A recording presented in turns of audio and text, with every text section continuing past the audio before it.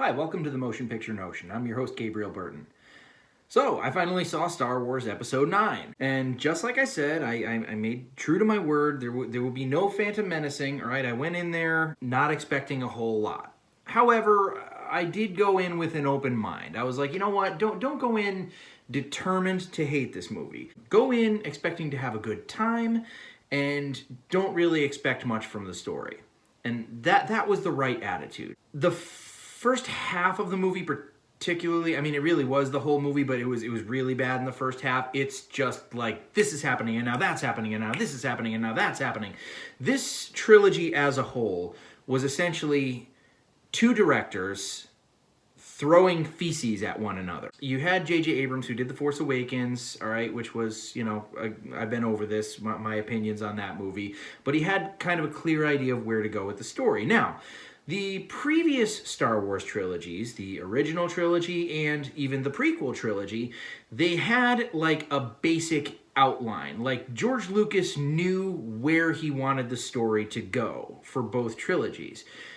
That was not the case with this trilogy because Rian Johnson really took everything that J.J. Abrams established and just screwed around with it. As a director, I actually do like Rian Johnson. He directed Brick, which I thought was like really weird. It was almost like it was bordering on like a David Lynch kind of a movie. It was a really cool, weird, like underground movie starring Joseph Gordon-Levitt. And then again, he worked with Joseph Gordon-Levitt in Looper, which was also a really cool movie.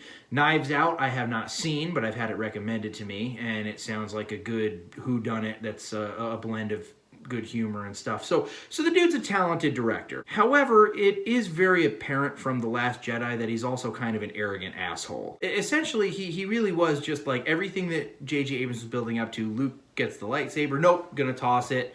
We're gonna subvert expectations. That's what he wanted to do. And, it's funny because by subverting expectations, I think he was trying to one-up J.J. Abrams by saying, like, you did a copy of A New Hope. Watch this. It's gonna be like Luke finding out Darth Vader is his father times 10. But becoming so obsessed with that idea, he did almost in his own way kind of rip off the formula in that, like, it's the second film, there's got to be all these reveals and shit. And not just one this time, not just one, there's got to be 50 million of them. So needless to say, The Last Jedi really is my least favorite of the trilogy because that was the one where it really, really, really went awry. Snoke should not have been killed without finding out anything about him, without finding anything out about Rey. Carrie Fisher died, and yet Rian Johnson really kind of had the perfect death for her in the movie. I wouldn't say it was the perfect death, but a death. But she was like the one person from the old trilogy who was left alive that now somehow J.J. Abrams just has to figure it out. And I will say that, like, all that stock footage of Carrie Fisher, they did about as good a job as they could have done incorporating all that. In the beginning, you are just hammered with exposition.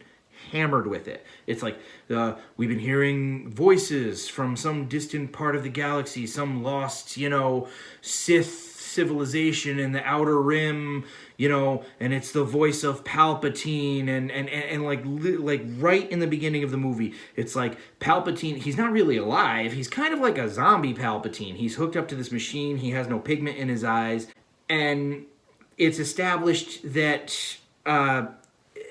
Snoke was a clone of what exactly? I don't know. Nobody really knows. They don't really say, but he's basically, I made Snoke, and okay. So there's just all this stuff that we, and it's like you just have to run with it, So the movie is entertaining, but it's also super choppy. It's very apparent that they're like, we need to rapid fire, have this make sense somehow in the first half hour. J.J. Abrams was very panicked in making this. Allegedly, there is what people are calling on the internet buzz, the Abrams cut. I don't know if it exists, but it's allegedly a 4-hour cut of the movie that could potentially make a lot more sense. If that were the case, I think that Disney should release it just for the hell of it, just to, satisfy everybody's curiosity, our thirst for knowledge. You can, however, tell that like a lot of effort went into it, and everything that made it as choppy as it was, I really do blame a little bit more on The Last Jedi. But the reason why I won't let this film off the hook is because personally, I think I had a pretty solid idea of how you could have not only given the middle finger to Rian Johnson right back, but actually made the trilogy make sense as a whole.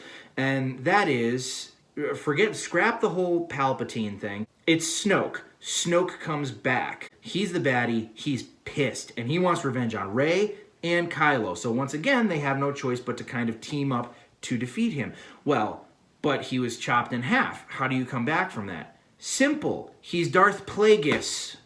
He's Darth Plagueis the Wise. And he can manipulate the midichlorians to create life, like Palpatine said in Episode 3. In fact, the fact that Snoke is all scarred and ugly and shit, wouldn't that make more sense? Like, maybe he has died several times or come close to death many times. So here you have this ultimate Sith who can essentially come back from the dead whenever he wants. How do you defeat a villain like that? Well, I'll tell you how. Fan service. Force ghosts. Not only do Kylo Ren and Rey have to team up, but now they have to recruit all the Jedi ghosts of the past. Maybe that was too expensive of an idea, but I mean, hell, I would have gone for broke. I would have Mace Windu, Qui-Gon Jinn, I would have had Luke, I would have had Yoda, everybody. Maybe even some of the random bullshit characters from the Jedi Council or something like that. That would have been better, I think. And it would have given the story like a little bit more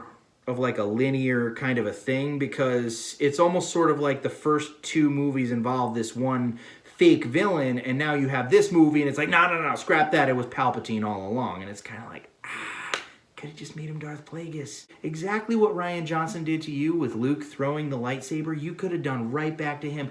Well, guess what, biatch? He can come back from the dead. Yeah, what do you think of that, Johnson? Suck my Johnson. The ending, it did have a sense of like finality about it. The visuals were really cool. The fact that there was like that fleet of Star Destroyers, and each and every single Star Destroyer had a cannon on it that was essentially capable of exploding an entire planet. So it's not like a Death Star deal again. It's not as simple as just blowing one thing up. It's an entire fleet of Star Destroyers. And even like that part of space, how like dark and like tones of like blue and fog and stuff were hanging over everything. It was very ominous and atmospherically very cool. And when the fleet of the rebels comes in from everywhere, it's just these ginormous ships.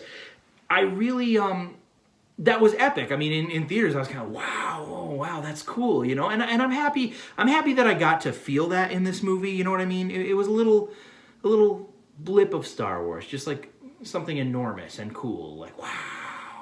And I'm happy to have experienced that at least once in this movie.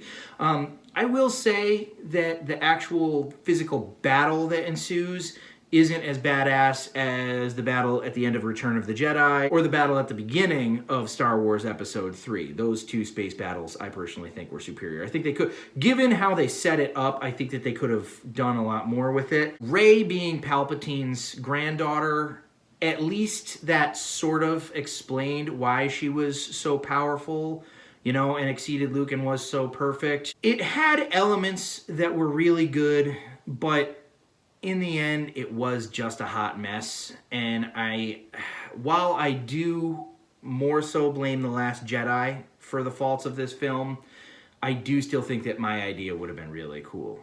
But, that's up for debate. But anyways, Star Wars Episode 9, anybody seen it yet? Let's talk about it, because I'm really interested to hear what people have to say about this. Because I personally, I think that there were parts of it that were quite awesome. But again, I went into it with the best possible attitude I could have. I expected it to be an entertaining hot mess. And essentially, that's what I feel I got.